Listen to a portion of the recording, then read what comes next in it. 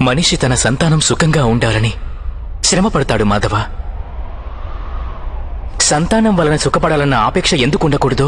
మనిషి తన సంతానం కోసం ఏది చేసినా అది వ్యాపారమా లేక ప్రేమ పార్థ? ప్రేమ మాధవ. మరి తాను చేసిన దానికి ప్రతిఫలం ఆశించడం ఎందుకు పార్థ? భవిష్యత్తులో లాభం కోసం వ్యాపారంలో ఎదురు చూస్తారు, ప్రేమలో కాదు.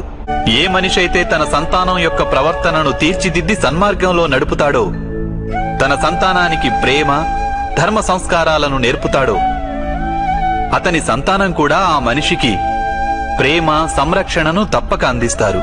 సంతానం చూపే ప్రేమ, ఆత్మీయుల ప్రవర్తన వారు చేసే కర్మలు పార్థ.